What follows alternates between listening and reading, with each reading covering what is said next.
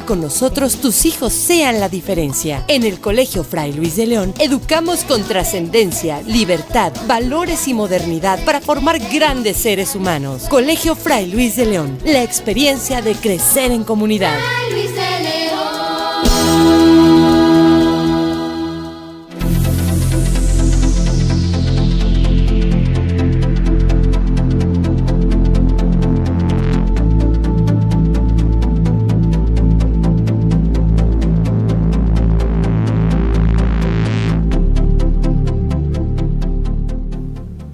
Saludos, bienvenidos a Valores de Acero. Saludamos a todas las personas que nos ven a través del Sembrador, Nueva Evangelización, ESNE.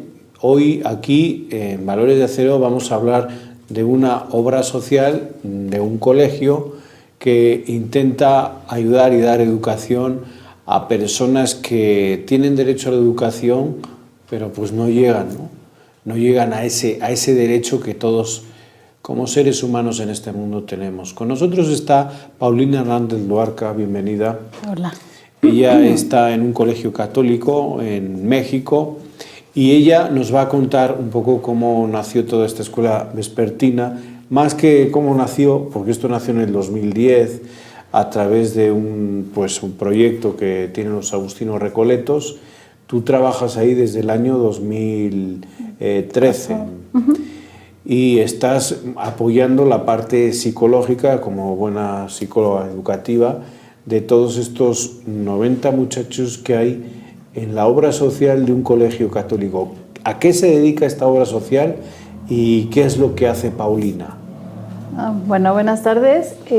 Lo que trabajamos aquí en el colegio, en donde estoy por las tardes, trabajamos con, como decía, alrededor de 90 alumnos, desde primero a tercero de secundaria, de manera que por las tardes ellos asisten a este colegio, donde nosotros les brindamos la educación que se merecen, con una calidad muy buena, con maestros que tienen una calidad y una calidez humana, que es muy importante.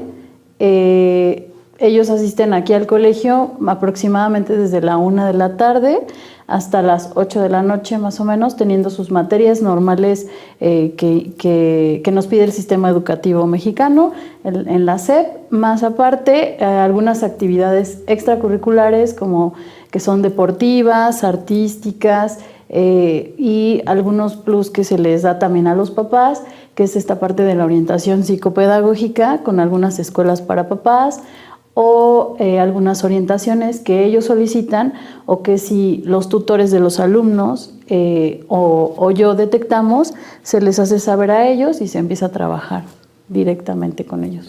Tú como psicóloga educativa, ¿cómo ves en estos momentos a los jóvenes de Querétaro y especialmente a los jóvenes de esta zona, vamos a poner apartada de la ciudad de Querétaro, aquí en México? Pues bueno, primordialmente trabajamos con chicos de una zona, como comenta, que está, digamos, no tan lejos de la ciudad, sin embargo, a lo mejor no físicamente, pero sí como socialmente. Estos muchachos provienen de un pueblo que se llama Pueblo Jurical, la mayoría, donde, aunque está pegado a cierta civilización de aquí de Querétaro, lo que sucede es que hay mucha carencia, sí económica, pero también muchas carencias sociales, espirituales y psicológicas. ¿A qué me refiero? Son personas muy expuestas, niños muy expuestos a situaciones de pobreza, de algunos de calle también, de servicios públicos. O sea, creeríamos que a lo mejor en la actualidad, estando como tan cerca de Querétaro, pues ya tendrían la mayoría agua, luz, hasta televisión, teléfono. Sin embargo, hay niños que todavía dentro de sus casas no cuentan con estos servicios. Otra situación muy, muy fuerte dentro de esta comunidad que se apoya es la parte de la drogadicción y el alcoholismo. Hay muchas familias muy marcadas por estas dos situaciones que con las que nosotros nos enfrentamos, ¿no?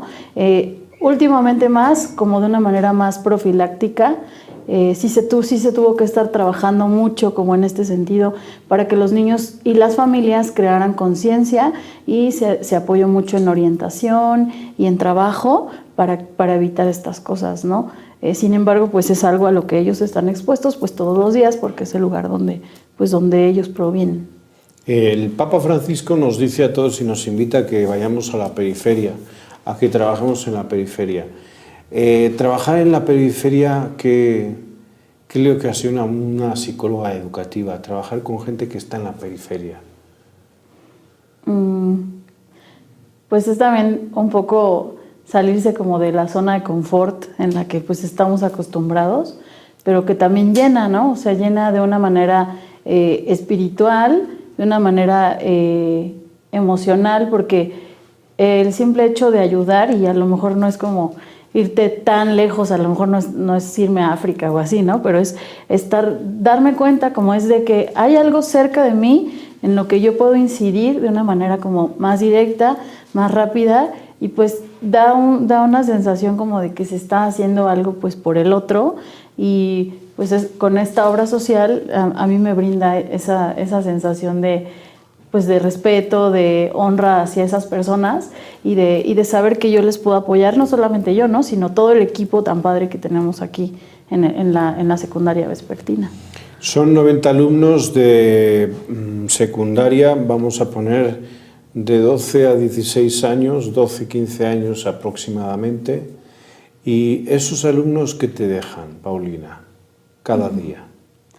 Pues cada día es una sonrisa, un respeto, un amor por la vida, por el otro. La verdad es que, bueno, yo también trabajo por las mañanas, entonces realmente mis jornadas laborales son muy largas, y pues a lo mejor sí, no fáciles, en el sentido de que todo el tiempo se está trabajando con personas, ¿no? Por mi profesión. Entonces, y a veces después de a lo mejor de mi horario así pequeñito de comida y todo, y llegar acá y ver esa sonrisa, ese respeto, todo, pues me carga como de más energía, como de más ganas por seguir aquí, por seguir ayudando y aportando a esta obra social, ¿no? Y dices que trabajas también en las mañanas con niños de primaria, ¿no? Tengo entendido. Sí. Bueno, un papá va al colegio católico para que le den unos valores. Tú estás metido dentro de ese engranaje en donde hay unos valores, Agustino Recoletos. ¿Qué respuesta hay por parte de los niños, tú que ya llevas varias generaciones tratando con los niños, respecto a los valores? ¿Tienen sed de valores? ¿Los valores se van trabajando en la casa, o es nada más en el colegio católico donde se trabajan y ahí se queda? Pues yo creo que debemos de trabajar, o se debe de trabajar como un equipo, ¿no? Somos un equipo, los papás con los maestros, el psicólogo, o sea, como todo el ambiente educativo. No es nada más la escuela ni nada más los papás.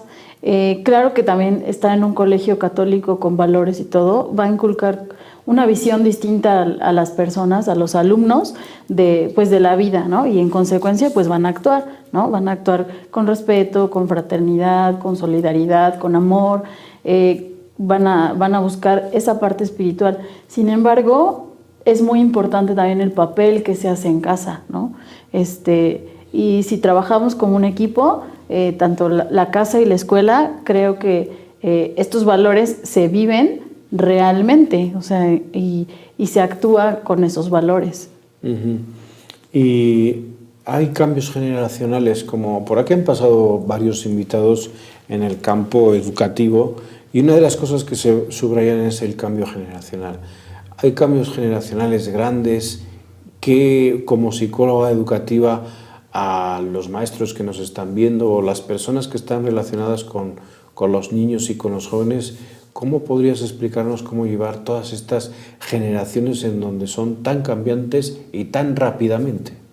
Claro, pues yo sí he notado en el tiempo que llevo como trabajando, los cambios como que han generado principalmente como la tecnología, ¿no? La tecnología, la vida acelerada, y también pues esta necesidad también de que ya trabajen los dos papás y en horarios de tiempo como largos, ¿no?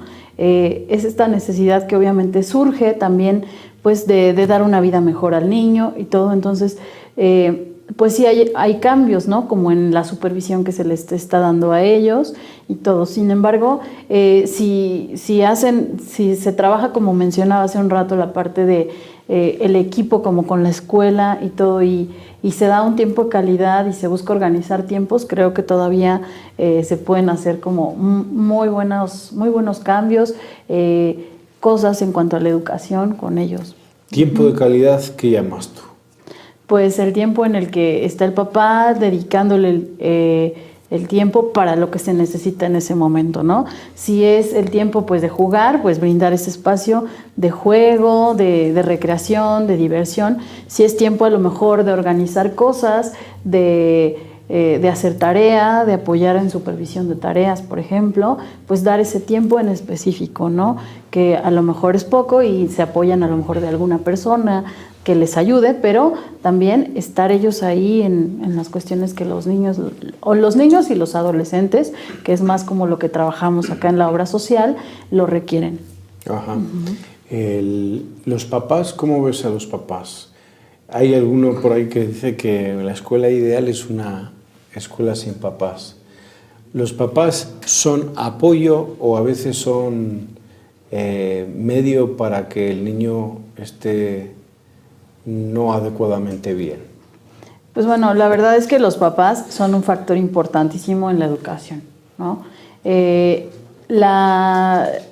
Su papel o su función es el de apoyo total a sus hijos.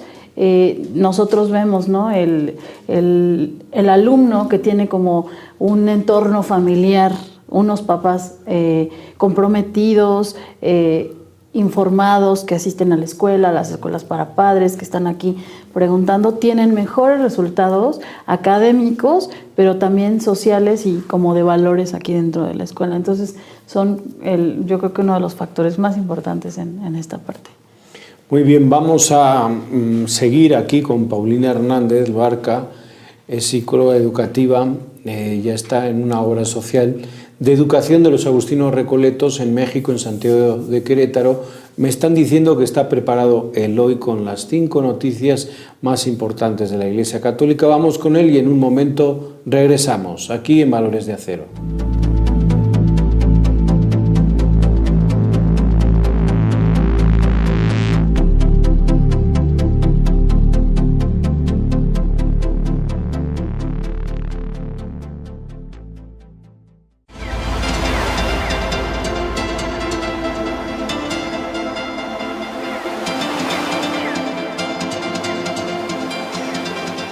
Educación, valores, trascendencia, libertad y modernidad son las bases con las que el Colegio Fray Luis de León forma grandes seres humanos. Colegio Fray Luis de León, la experiencia de crecer en comunidad. Fray Luis de León.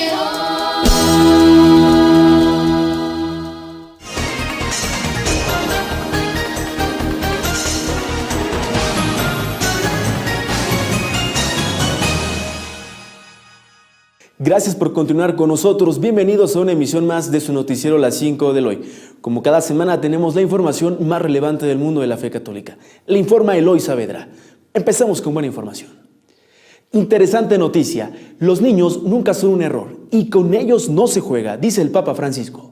Así de enérgico se mostró el pasado miércoles por la mañana el Papa Francisco en su catequesis de la audiencia general, la primera en el tiempo de Pascua. También consideró vergonzoso decir que traer un niño al mundo es un error. El Papa dedicó el día de hablar de los niños, que son el fruto más bonito de la bendición que el Creador ha dado al hombre y a la mujer. Por último señaló, no descarguemos sobre los niños nuestras culpas, por favor. Los niños nunca son un error. Interesante noticia, la Virgen de Guadalupe, peregrina de México, es enviada a Irak para cuidar a cristianos perseguidos. 2 imágenes de la Virgen de Guadalupe fueron enviadas desde México con el propósito de acompañar y proteger a 2 comunidades cristianas de Irak. Estas comunidades han recibido a cientos de familias refugiadas luego de ser expulsados de Mosul y Karakosh en el verano de 2014 por los yihadistas del Estado Islámico, al negarse a renunciar a su fe y convertirse al Islam. Y siguiendo con la información, lamentable y triste noticia. Otro sacerdote asesinado en México. El arzobispo de Morelia, México, cardenal Alberto Suárez Inda, expresó su profundo pesar por el asesinato del sacerdote Francisco Javier Gutiérrez Díaz de la Confraternidad de los Operarios del Reino de Cristo, a quien ordenó presbítero hace casi 20 años. En un comunicado dado a conocer hoy, señaló que el sacerdote tenía 60 años y que el brutal acto ocurrió después de haber salido de su parroquia el pasado lunes 6 de abril. El cuerpo fue encontrado sin vida en las afueras de Salvatierra, en el estado de Guanajuato, en la zona central de México. Desde este espacio enviamos nuestras condolencias a todos los miembros de la confraternidad, a sus familiares, a la comunidad parroquial de Nuestra Señora del Rosario, a la que servía con dedicación apostólica. Y en otra información interesante noticia, el CEAR de Costa Rica celebra su 5º aniversario. La contemplación, la comunidad y el apostolado son las 3 referencias principales de los cursos y experiencias espirituales que por 5º año consecutivo ofrece el Centro de Espiritualidad Agustino Recoleta de Costa Rica, con sede en Pozos de Santa Ana, pero que organiza sus eventos en los ministerios de los agustinos recoletos en todo el país. Alrededor de 1 millar de personas han participado en sus actividades en estos 5 años. En este aniversario se ofrece una gran variedad de talleres que se adaptan a las necesidades y posibilidades de los participantes. Y finalizando con la información, las juventudes agustinos recoletas y promotores vocacionales se reúnen en Brasil. En días pasados se dieron cita en Río de Janeiro representantes de los grupos JAR de todo Brasil, así como los promotores vocacionales de las 3 demarcaciones de la orden que conviven allí, contando también con la participación de las misioneras agustinas recoletas. Una doble reunión dirigida, en primer lugar, a juventudes agustinos recoletas y en un segundo momento al encuentro de promotores y orientadores vocacionales locales. Los participantes en el encuentro JAR eran religiosos, religiosas y seglares, provenientes de toda la geografía recoleta de Brasil. En dicho país trabajan con gran devoción y entrega unos 120 agustinos recoletos. Hasta aquí la información más relevante del mundo de la fe católica. Recuerde mandarnos sus comentarios y escribirnos en nuestro correo las5noticias@cartn.com. Yo soy Eloy Saavedra. No se mueva porque regresamos con el Padre Javier a Valores de Acero por ESNE El Sembrador.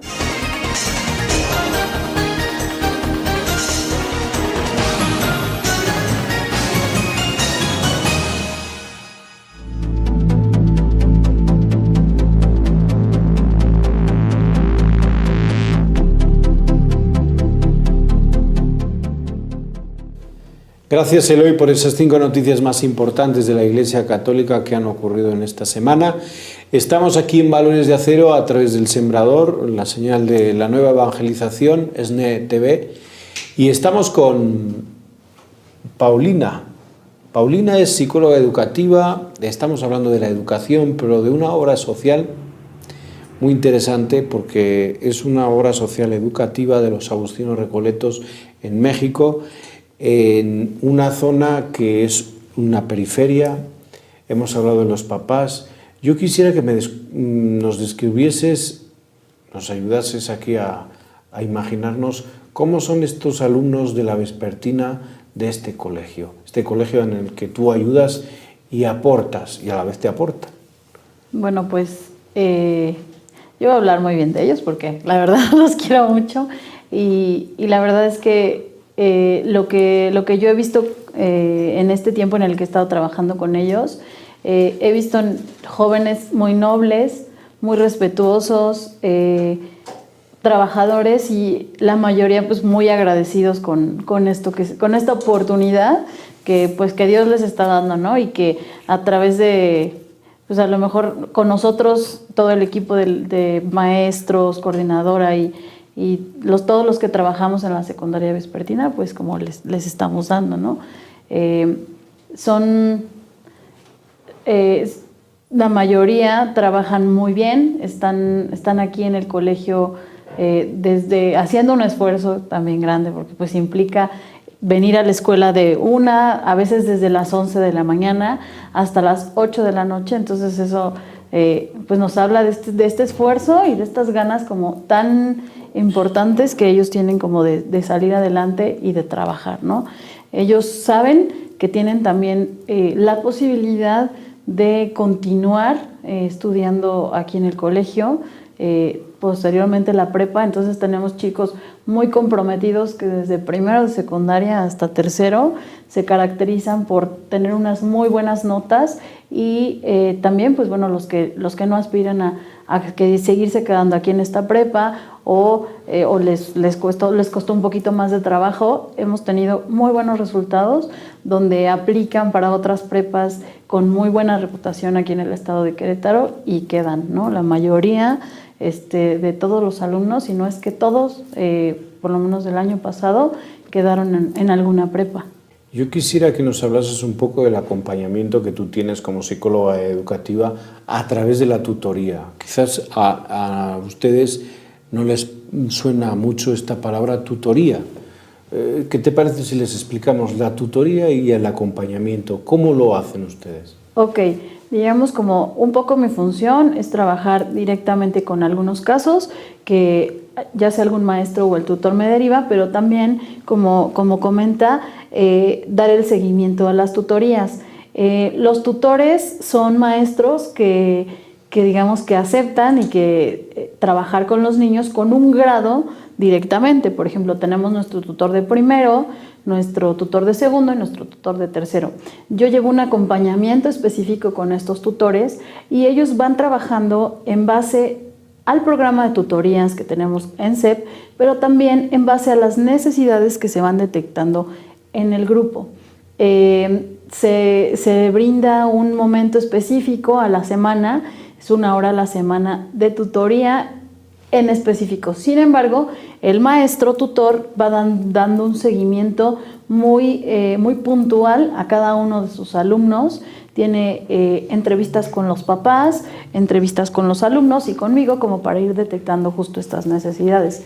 Por ejemplo, si algún tutor detecta la necesidad de hablar de, pues no sé, de algún tema, por ejemplo, de sexualidad, ¿no? De una sexualidad enfocada en el amor, en el respeto, en la dignidad humana, pues me comenta, ¿no? Mira, Pau, fíjate que necesito que trabajemos en este tema. Entonces, a veces ellos ya traen alguna propuesta o si no tienen como alguna idea, yo les apoyo ahí. Entonces, diseñamos una como clase, se podría decir como una sesión, que son aproximadamente 50 minutos, donde tenga una introducción, un desarrollo y una conclusión, que hable sobre ese tema y que les ayude a comprenderlo mejor, pero también a ver qué más se necesita y qué es lo que más se tiene que seguir trabajando, ¿no?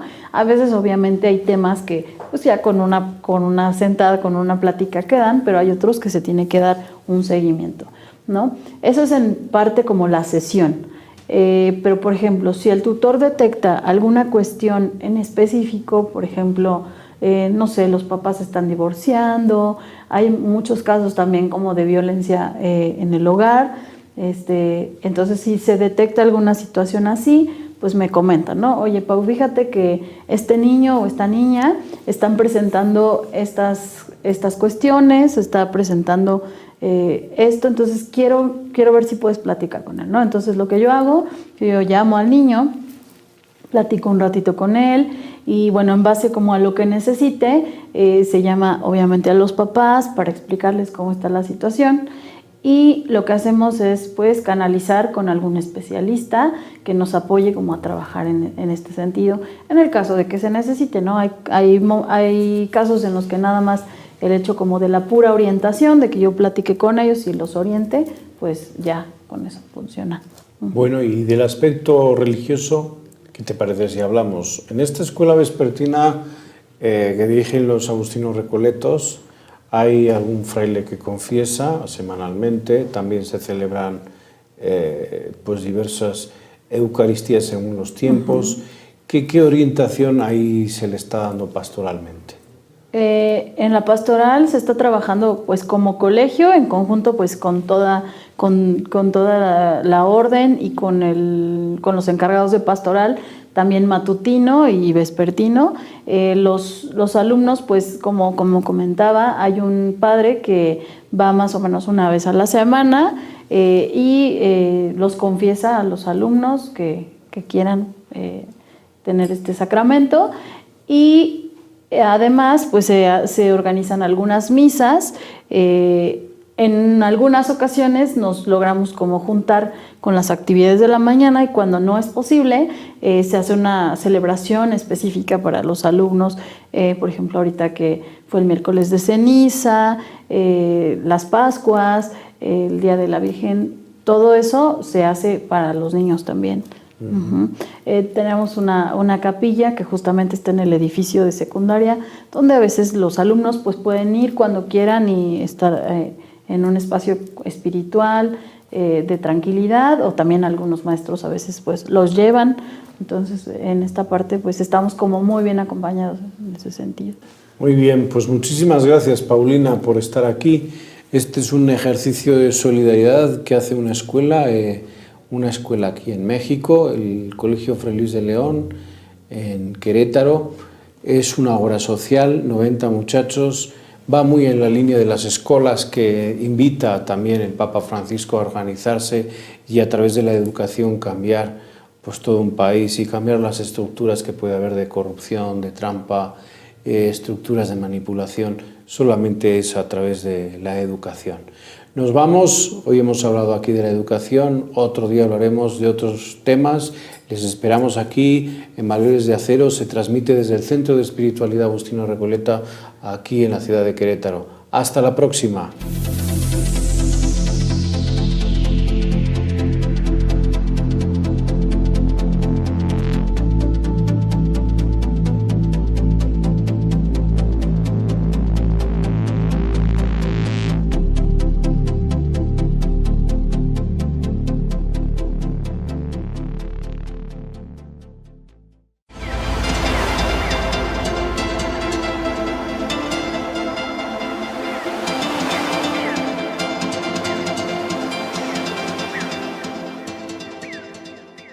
Educación, valores, trascendencia, libertad y modernidad son las bases con las que el Colegio Fray Luis de León forma grandes seres humanos. Colegio Fray Luis de León, la experiencia de crecer en comunidad. Fray Luis de León. Buenas tardes, bienvenidos a Educación y Conciencia. Soy Conchita García, comenzamos.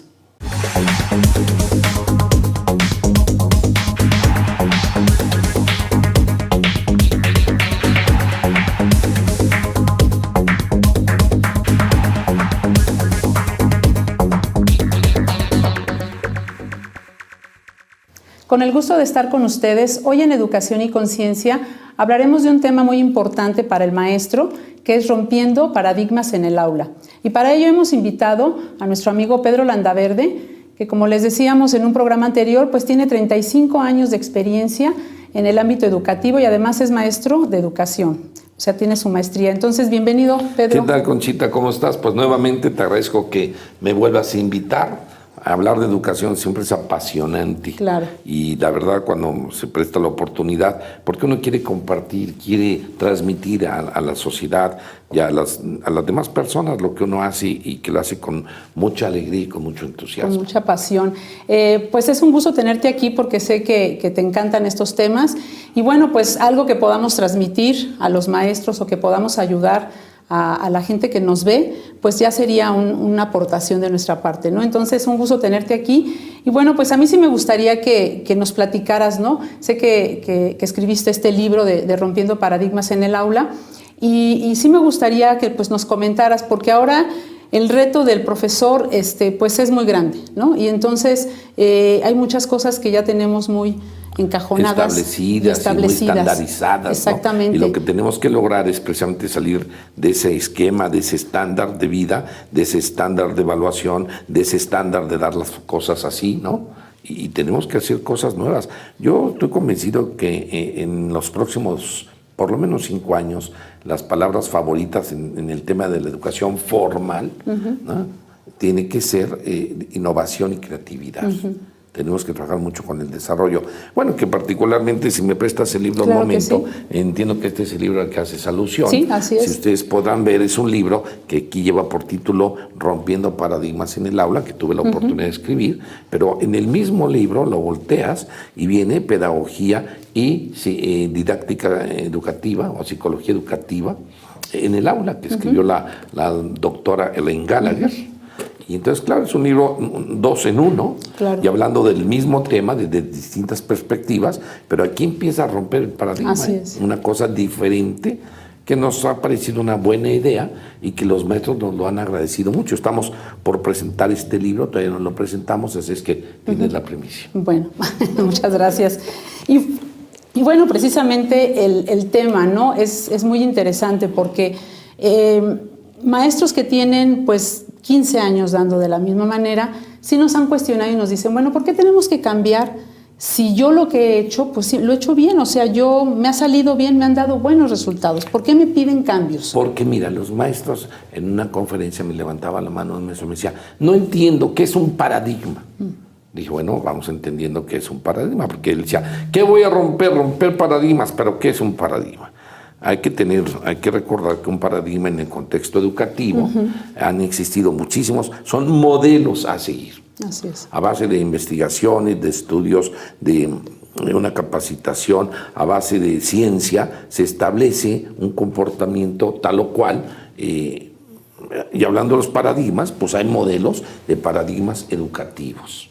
Son modelos que hemos seguido porque creemos que el modelo es el correcto, pero ese modelo tiene que ir cambiando a través de la historia. En los últimos años, tú y yo, por la edad, seguramente fuimos educados bajo el contexto de un señor que se llama Skinner, que hizo todo un esquema de unas ratitas y el comportamiento y el premio, ¿no? Y Skinner hablaba mucho del conductismo. Claro. Pero después vino por ahí otro señor muy, muy interesante, que cuando yo digo su nombre hay quien dice, Vygotsky, es un señor con bigote. No, Vygotsky, hombre. Sí. Que además es un personaje muy interesante porque puso un sello en el proceso educativo y él descubrió que solamente en el contexto social el niño podía desarrollarse y adquirir y estar abierto al aprendizaje. Entonces fue todo un estudio porque, claro, nosotros nos tenemos que preguntar, ¿quién creó la escuela? Pues fueron los griegos. Y claro, se les ocurrió, lo más interesante de la escuela no solamente es aprender el conocimiento, sino aprender a convivir y a relacionarse. Entonces viene un paradigma que está sustentado en la parte sociocultural, la parte de la sociedad es fundamental en el proceso educativo. Después tenemos un modelo constructivista, donde ya el niño va descubriendo su propio aprendizaje y entonces pues son los modelos, y un cognoscitivista que está sustentado en... Hay toda una teoría de que el hombre no es que él, a partir del conocimiento adquirido por la experiencia, por la observación, y el tema de la asociación. Después tú le enseñas algo y empieza a asociar entre lo que él ya conoce y lo que está descubriendo. Entonces, estos son los 4 campos o los 4 paradigmas en los que se sustenta el proceso educativo. Hoy estamos fundamentalmente en el constructivo, en el constructivista. Así es. Porque es bien importante, fíjate, nosotros, bueno, yo he leído muchos planes que la SEP, ¿no? Unos programas, unos proyectos de la escuela de calidad y muchos otros que se han quedado ahí, ¿no? Como libros porque no se han bajado al aula, ¿no? Hacemos, incluso los maestros podemos hacer nuestro plan de trabajo, nuestras actividades y lo presentamos a nuestras autoridades educativas y nos dan la palomita porque todo está muy bien, ¿no? Pero en el aula es otra cosa, o sea, del dicho al hecho, ¿no? Nosotros vemos que esa es una parte muy, muy esencial en lo que se lleva a cabo en el aula, porque es precisamente ahí donde se gesta todo. O sea, podemos tener muy buena gestión, muy buena dirección, podemos tener muy buenos planes, pero si lo que se lleva a cabo en el aula no se hace como debe de ser o como se necesita para responder a estos niños de ahora, pues de en vano está todo lo demás, ¿no? O sea, yo veo mucho esa parte de que pasamos la palomita con los supervisores, con nuestras autoridades educativas. Sí, porque estamos siguiendo... Pero el maestro hace lo que quiere en el aula. Desde el punto de vista administrativo estamos siguiendo el procedimiento y el caminito, ¿no? Yo en el programa anterior hice alusión, y ahora te lo repito, yo estoy convencido que los maestros no tienen los elementos necesarios para aplicar en el aula. Mira, hablamos de un ambiente de aprendizaje. El ambiente es el contexto donde estoy aprendiendo. Ese tiene que cambiar. No, todo ordenadito, peinaditos y bien paraditos. No, ya no es así. Ya no es así. El ambiente de aprendizaje tiene, y el maestro tiene que propiciarlo. Él es el que tiene que llevar la batuta, y el maestro es el que tiene que romper el paradigma en ese contexto. Entonces, decir, ya no va a ser todo ordenadito, porque así no es la vida. El principal paradigma en el que mencionamos en el libro es que me llama mucho la atención que los maestros tenemos que entender, por ejemplo, hablando de objeto de aprendizaje. Y alguien por ahí decía, el objeto de aprendizaje es que los alumnos estudien. No. Se ve que no sabe lo que es un objeto de aprendizaje. Hoy un objeto es la herramienta con la cual el alumno va a poder estudiar. El principal paradigma es que la estamos poniendo en un contexto, óyelo bien, real, lo que pasa en el aula y lo que pasa en la vida real. Por primera vez en la historia, la vida real se metió a la escuela y la escuela no sabe qué hacer. Tiene que entender que ese iPad que metimos, que nos trajo todo lo que está pasando, es el maestro típico de guarda tu aparatito, sácalo. Al contrario, mientras más iPads tengan, están más conectados con el mundo. Así es. Llegué yo a un salón de secundaria y el maestro les decía, muchachos, vamos a hablar de fuerzas. Vamos a hablar de la famosa fórmula de la fuerza.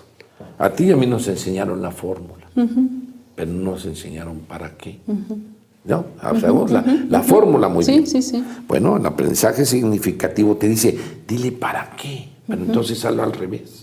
Entonces yo llegué a ese salón y el maestro dijo, vamos a hablar de fuerzas. Y cada quien con su computadora, con su iPad, que ese es un nuevo objeto de aprendizaje. Un muchacho puso unos cuates boxeando. Y otro cuate puso un helicóptero cargando no sé qué cosa. Y otro buscó una grúa. ¿Ya entendieron? Ahora vamos a hablar de la fórmula. A ti y a mí, Conchita, nos enseñaron muy bien la raíz cuadrada, pero no nos dijeron para qué. Fíjate, yo tuve que pintar mi casa, que es la tuya. Gracias. Después de mis 50 años, y llegó por allá el arquitecto y dijo, una fórmula, una raíz cuadrada. Y yo le dije, ¿tú cómo, para qué quieres una raíz cuadrada? Pues para medir las dimensiones de este cuarto y ver cuántos litros de pintura necesito para pintar tu casa. Tú comprenderás que en ese momento yo dije, ay, ya me puedo morir. Ya sé para qué me enseñaron una raíz cuadrada. ¿Para qué sirve una raíz cuadrada? Porque mi maestra Yolanda no me la enseñó. Claro. Me enseñó muy bien la raíz cuadrada. Entonces, el aprendizaje significativo. Bueno, y por último, el aprendizaje colaborativo, que es todo lo que hablo en ese libro, entre otras muchas cosas, porque a ti y a mí nos enseñaron muy bien el trabajo en equipo. Voy a decirte cómo era el trabajo en equipo entre nosotros. Sí. No, la maestra decía, trabajo en equipo. Nos íbamos a comer a casa de Juanito. Sí. Ahí empezaba lo más padre, lo más padre en equipo, que te ibas a ir a casa de Juanito. Y llegabas a la casa de Juanito y te decían, la mamá, ay, qué bueno que vinieron, que vamos a comer, ya a comer. Y bueno, como éramos nosotros de una generación muy rara, nos comíamos todo. Todo. Y nos tocaba sopa de cebolla y te la acabas. Y después de eso te decían, ahora vamos a que se diviertan media hora para reposar. Esa media hora se convertía en 3 horas jugando fútbol. Pero siempre había uno en el equipo. Y la tarea, órale, adelántate, ahí vamos. Sí. ¿No? Se adelantaba aquel. Sí. Y a las 7 ya venían por nosotros. Y bueno, ya me voy. Oye, ¿me pusiste en la portada? ¿No? Claro. Ese era el trabajo en equipo. Sí. Hoy se habla de trabajo colaborativo, donde todos tienen que conocer todas las partes de... Nada de que a ti te tocó esto y a ti. Todos conocen, todos colaboran y el maestro le puede preguntar de cualquier cosa a todos. A cualquiera. Fíjate con cosas Sí. Paradigmas. Oye, es que fíjate que copy-paste, el famoso copy-paste, ¿no?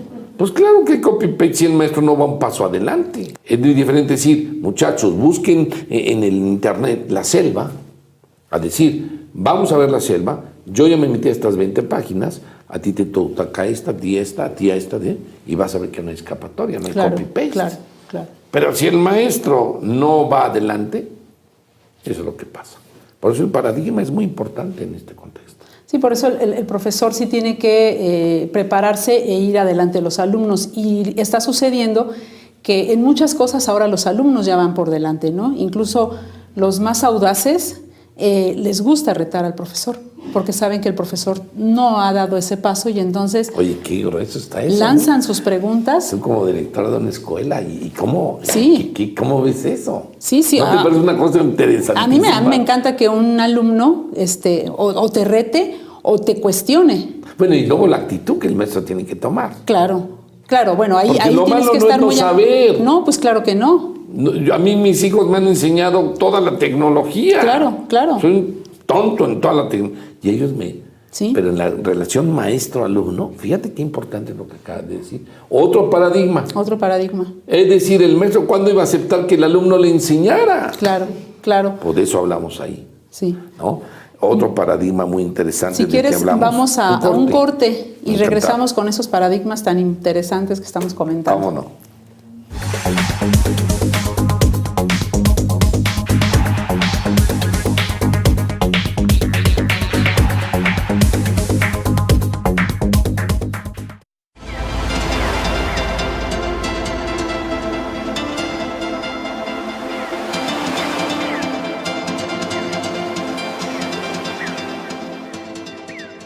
Deja que con nosotros tus hijos sean la diferencia. En el Colegio Fray Luis de León educamos con trascendencia, libertad, valores y modernidad para formar grandes seres humanos. Colegio Fray Luis de León, la experiencia de crecer en comunidad. Fray Luis de León.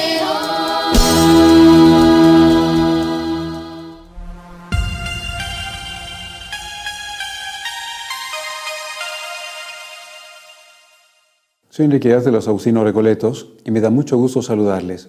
En esta ocasión quisiera que habláramos sobre San Agustín y su relación con los pobres de su época. En muchas ocasiones nos quedamos con una imagen muy abstracta de San Agustín, pensando que San Agustín es el pensador, es el filósofo, es el escritor, es el hombre que se encuentra envuelto en sus propias divagaciones y pensamientos y que estaba muy alejado de la realidad, y nos equivocamos al tener una imagen de San Agustín como ese pensador abstracto, lejano y totalmente alejado de la realidad. San Agustín, aunque sí era un pensador profundo y abstracto, era un hombre que tenía los pies muy puestos en la tierra y tenía un corazón sumamente humano, que vibraba y sentía como propias las necesidades de los demás. Y como pastor de almas, San Agustín procuraba estar cerca de todos los fieles de su diócesis, particularmente como un buen padre de aquellos hijos suyos más débiles y más necesitados. La época en la cual vive San Agustín es una época muy parecida a la época en la cual nosotros estamos viviendo, una época en la cual se van desmoronando las grandes instituciones, las grandes empresas y valores que existían en su época, y van surgiendo momentos de crisis y momentos de problemas en los cuales va aumentando el número de personas desocupadas, el número de personas en peligro de una gran pobreza, de personas de quedarse, incluso en peligro de quedarse, sin lo más necesario.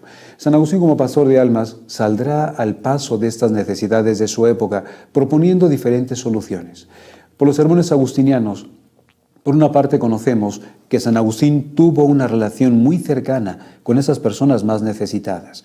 San Agustín nos cuenta en un sermón cuando salía a la calle, cuando iba desde su propio monasterio clerical a la Basílica de Hipona, se encontraba con los pobres. Y por lo que nos refleja San Agustín en su sermón, el diálogo y la conversación con la gente más necesitada era una conversación fraterna, era una conversación cercana, y donde San Agustín reconoce que les da a los pobres lo que tiene, pero que necesita también la ayuda de sus propios fieles. Es más, el mismo San Agustín dice, cuando predica a sus fieles: yo ahora asumo el papel de ser mendigo de los mendigos, porque en nombre de ellos les pido a ustedes que les den limosna y que les ayuden, porque sus carencias son grandes.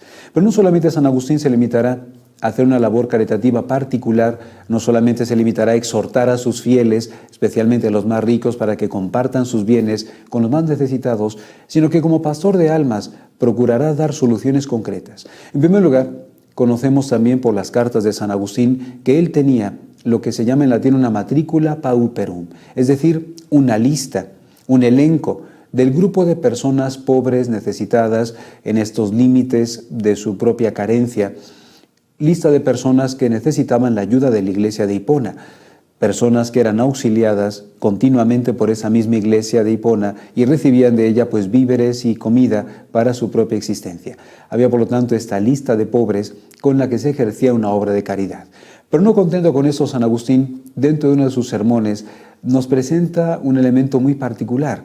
También tenía dentro de la iglesia San Agustín una especie de alcancía, una especie de carro, él mismo le llamará en latín la cuadriga, un carro en el cual invitaba a San Agustín a sus fieles a depositar sus limosnas. No solamente limosnas de dinero, sino también en especie. Una especie de carro grande donde las personas podrían ofrecer lo que ellos tenían dentro de sus propias capacidades, los artesanos, lo que producían, los campesinos, lo que sus campos iban dando, para poderlo ofrecer y también poderlo brindar a los pobres. Pero no contento incluso con esto, San Agustín tenía un tercer elemento para ayudar a la gente pobre y necesitada, lo que llama San Agustín en un sermón el cenodoquium. Cenodoquium, que literalmente significa la casa para los extraños, la casa para los peregrinos, la casa para los extranjeros. San Agustín edifica un albergue para acoger en él a pobres, transeúntes y peregrinos que pasaban por la ciudad de Hipona.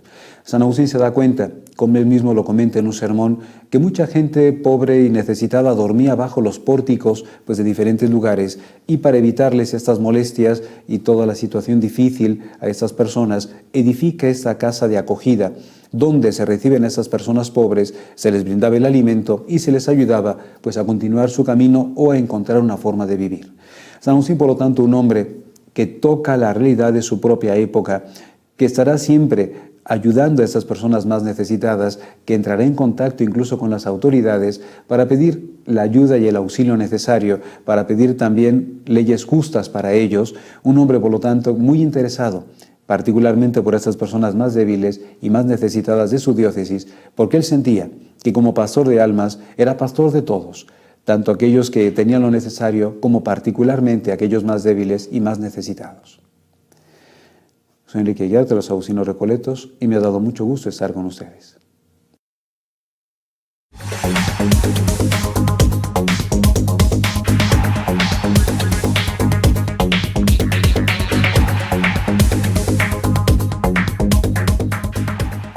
Regresamos aquí a su programa de Educación y Conciencia, y bueno, pues estábamos hablando muy a gusto, ¿verdad? Muy sabroso de los paradigmas, ¿no? Que tanta polémica hay. Mira, yo considero, Conchita, que también, mira, en parte del libro hablo de los pedagogos o de los educadores clásicos y de los pedagogos y educadores modernos. Tampoco podemos satanizar lo antiguo, lo de antaño. Es decir, yo creo que Skinner no estaba tan loco, tenía un contexto en su momento, y trabajar con la memoria es fundamental. No podemos pensar en un educador que diga la memoria no sirve, no. A veces hasta se puede apagar la pila de la computadora, pero tu memoria... Claro. Entonces tenemos que entender muy bien que yo particularmente creo que aquel pedagogo, aquel maestro que sea ecléctico, es decir, que combine en la práctica, que saque lo mejor de cada paradigma, va a ser muy importante. Y es mucho más enriquecedor. Tú lo mencionabas en el programa pasado, que a mí me apasiona María Montessori. Tenemos un señor Lonergan, que es un jesuita muy interesante, que habla que tenemos que hacer un paradigma centrado en la persona. Fíjate mi teoría cuál es. Estamos hablando de ahorita romper paradigmas, y muchos han sustentado que la tecnología. Para mí, el siguiente paradigma es volver al origen. Claro. Sin embargo, el origen, la persona, que es a donde tenemos que enfocarnos en el proceso de enseñanza-aprendizaje. Tenemos que ver, por ejemplo, de qué manera aprenden mejor los alumnos, cuáles son todos los sistemas de enseñanza-aprendizaje que dan resultados en el mundo, qué están haciendo los países, porque mira, China va a ser una de las potencias, ya es, y India, sí, también. Estamos hablando que somos 7,000 millones de habitantes en el planeta Tierra, de los cuales 1,300 son chinos y 1,100 son de la India. Y romper un paradigma es que nuestros muchachos aprendan un idioma, y a lo mejor decimos que no es el inglés, ¿y por qué no es el chino? Claro. Yo acabo de dar esta conferencia de Rompiendo Paradigmas en el aula en Guatemala. Nos piden un hotel ahí muy importante, Camino Real. El hotel estaba lleno de chinos, que sí que ya vienen para acá, Sí. Agárrate. No, sí, ya. Entonces yo sí creo, cuando dicen, ¿Para qué chino? Hay que ir a China, métete a China y ver qué desarrollo tan interesante está. Bueno, ya venden taquitos al pastor en China. Sí. Con que cada chino te compra un taquito. Sí. Entonces, parte también de entender, romper el paradigma, los diferentes sistemas, porque tú y yo hablamos en el programa pasado del papel de las autoridades. Pero también los maestros tienen que saber qué está pasando en otros mundos en cuanto al... Tú, por ejemplo, sabes que en Francia, al maestro que decide atender a los alumnos más difíciles, ¿le dan doble salario? Fíjate. Digo, aquí seríamos millonarios. Sí, claro, ¿no? claro, sí. Entonces, esos son los paradigmas que el maestro tiene que conocer y tiene que romper o tiene que imitar o tiene que... Esa es mi visión, ¿no?, de lo que platico en este libro. Porque sí es interesante eso que dices tú, ¿no? Saber lo que están haciendo otros países, ¿no? Que está dando resultado. A veces, pues nos centramos en lo que pasa en México nada más, ¿no? Pero ya no, los egresados ya no es en México. O sea, los egresados de nuestro país, pues se tienen que relacionar con gente de otros países, tienen que tener idiomas, precisamente...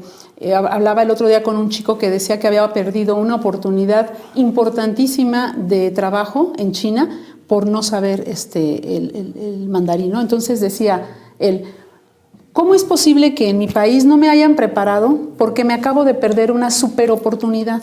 Y no me prepararon. Bueno, porque además, qué bueno que lo tocas. Ese es otro paradigma muy importante en el tema educativo, tanto formal como informal.